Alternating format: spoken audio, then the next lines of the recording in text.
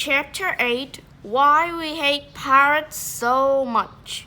Now, in case you're wondering why we hate pirates so much, it's because, as both Joe and I have already mentioned, we were all captured by a pirate, and not just any pirate.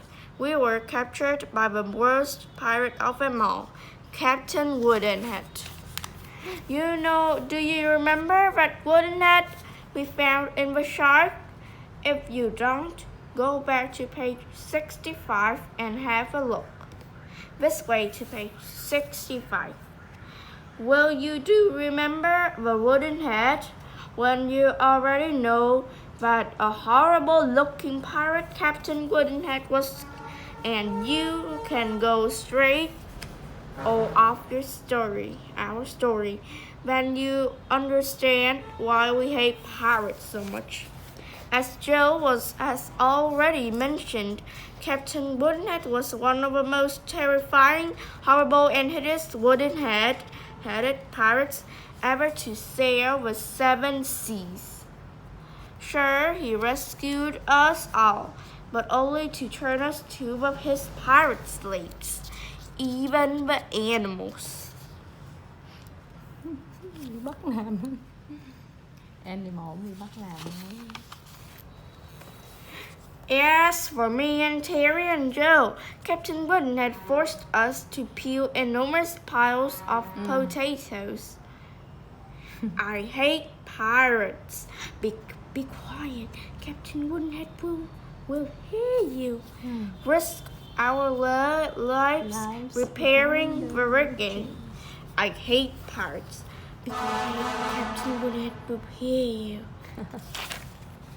Dig hundreds of real deep holes for all his chests of stolen treasure. I hate pirates. Be quiet. Captain Woodenhead will hear you.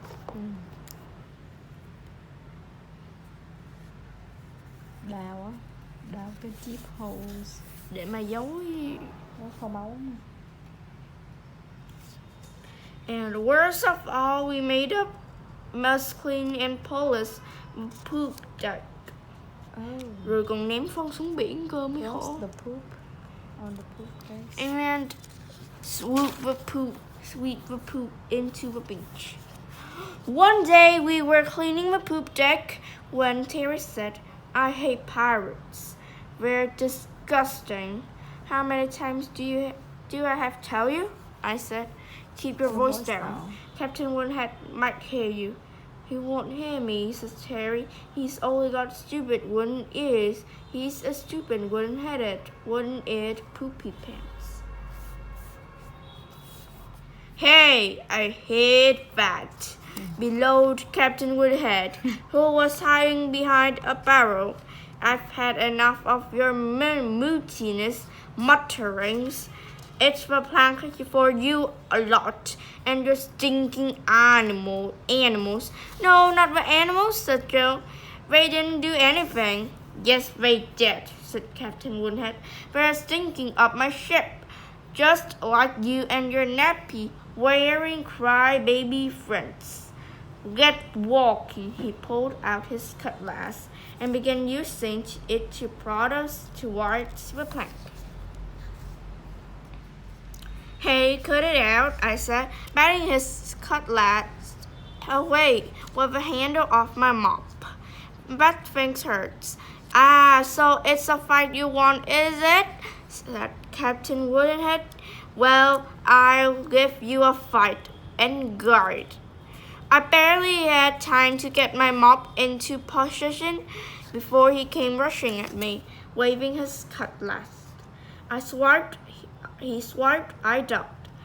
I swiped, he ducked. He swiped, I ducked. I swiped, he ducked. He swiped, I ducked. Bonk. I swiped, he ducked, but a little too late, bonk. His one head went flying off his neck over the side of a ship and splashed into the water below. It bobbed down around on the surface for a moment before one of the sharks that were always hanging around the boat leaped out of the water and swallowed it in one gulp. "Uh-oh," says Terry. "I don't think Captain Woodenhead is going to like that." All his body ached, says Joe. "Look out!" Captain Woodenhead's headless body was staggering angrily around the deck, wildly swiping the heads of any crew members unfortunate enough to get in his way.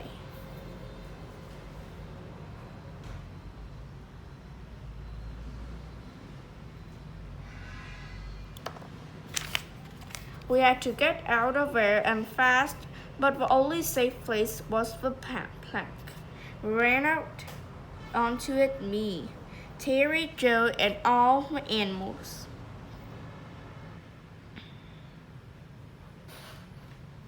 The hunt huddled in a big trembling bunch, hoping we'd be safe.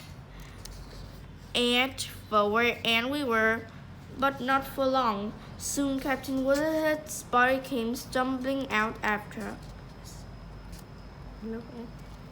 We looked at the man eating sharks below. We looked at the angry headless pirate with the enormous words coming towards us. We looked at each other. "Jump," I said. "Jump," said the others. We jumped. The sharks formed a hungry circle around us.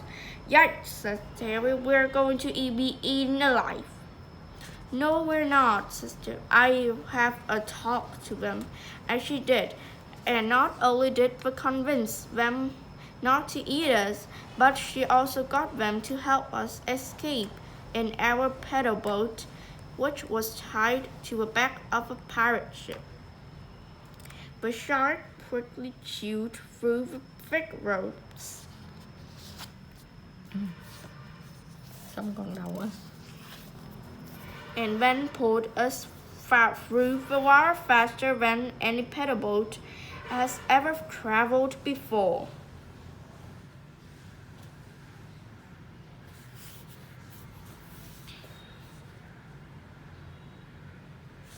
But as fast as we were traveling, we couldn't shake Captain Woodenhead.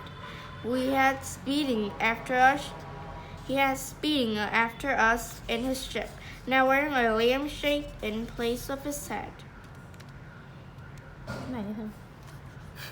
Cái chụp đèn này. Lampshade. And just when you might have thought things couldn't get any worse, well, they did. A huge storm blew up and it began to rain. And rain, there was booming thunder. Kaboom! Bolts of lightning, hailstones as big as baseball, and enormous waves. Our little pedal boat was tossed about like a toy on the rough seas, and before we knew it, we were surfing down the face of the biggest wave any of us had ever seen. The trouble was, was the pirate ship. It was surfing down the reef right behind us. That's when we saw land overhead. Well, when I say land, I mean a wall of steep rocky cliffs. A little pedal boat crashed onto the rocks, but amazingly, we all managed to take it safely to shore. The pirate ship, however, wasn't so lucky. It was smashed to pieces, and we never saw Captain Woodenhead or any of his crew ever again. Over the next few days, we collected pieces of Captain Woodenhead's broken up pirate ship and used these to build the first level of our treehouse. We also decided to keep the sharks because even though they're serious, they are also, and I mentioned earlier, really cool. Hồi nãy anh vừa xì máu kinh ra. Thế sao? Sao con nói gì tôi nói? Rồi đọc lại thôi. Thôi đọc tiếp. Meanwhile, Jill found an abandoned cottage on the other side of the forest and decided it would make a perfect home for Perfect home mà con đọc cho chính xác home nào. for her and all of her animals. Anyway, that's the story of how we all met and how we came to be living here and why we hate pirates so much. Wow, says Terry. You're so good at telling stories, Andy. As you were describing the storm, I could practically feel the wind and rain. See the lightning and hear the thunder. Yeah, me too, I says. Guys, says Will Joe, I hate to tell you this, but the reason you can feel wind and rain, see lightning and hear thunder is not because Andy is such a good storyteller, but because really it is wind and rain and lightning and thunder. Yes, There's a very big storm headed our way. Okay. Uh-oh, just right. Looks like we're in for a rough night. We'd better stop doing the book for a while and make sure the treehouse is okay. Stay dry and see you when the storm's over.